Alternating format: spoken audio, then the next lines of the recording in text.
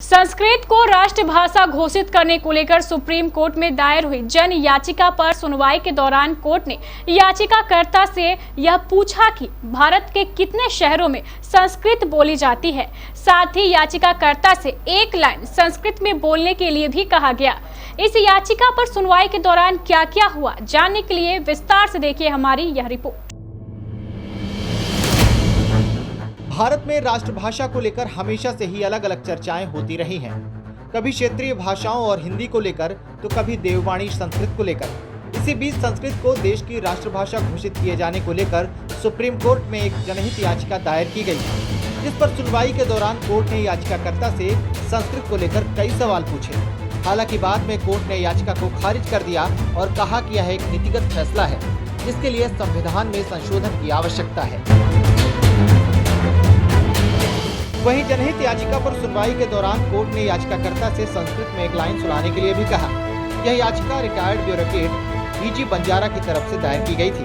उन्होंने संस्कृत को राष्ट्रभाषा घोषित किए जाने के जरिए भाषा के प्रचार की बात कही थी।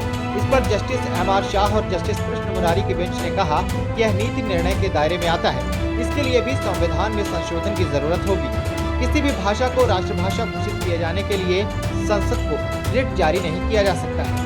साथ ही सुनवाई के दौरान बेंच ने यह भी सवाल किया कि बताइए कि भारत में कितने शहरों में संस्कृत बोली जाती है। इधर बंजारा का कहना है कि वह केंद्र की तरफ से इस पर चर्चा चाहते हैं और अदालत की तरफ से एक दखल सरकार के स्तर पर चर्चा शुरू करने में मददगार होगा। इस मामले पर बेंच ने याचिकाकर्ता डीजी बंजारा से पूछा कि क्या आप संस्कृत बोलते हैं? क्या आप संस्कृत में एक लाइन बोल सकते हैं या आपकी रिट याचिका की प्रार्थना का संस्कृत में अनुवाद कर सकते हैं? इस पर रिटायर्ड ब्यूरोक्रेट ने एक श्लोक सुना दिया, जिस पर बेंच की तरफ से जवाब मिला, यह हम सभी को पता है। उधर सुनवाई के दौरान याचिकाकर्ता ने अनुच्छेद 32 का हवाला देते हुए कहा कि शीर्ष अदालत के पास इसे लेकर गुंजाइश है और केंद्र का मत जानकर चर्चा शुरू की जा सकती है। इस पर कोर्ट ने कहा कि अगर याचिकाकर्ता इस तरह के रिप्रेजेंटेशन पेश का विचार रखते हैं तो उनके पास इसे लेकर सरकार के पास जाने की आजादी हो सकती है। सुनवाई के दौरान बंजारा ने ब्रिटिश राज के दौरान कलकत्ता के सुप्रीम कोर्ट के पूर्व न्यायाधीश के बयान का हवाला दिया, जिसमें उन्होंने कहा था कि उनकी तरफ से पढ़ी गई 22 भाषाओं में एक बात साफ है कि संस्कृत मातृभाषा है।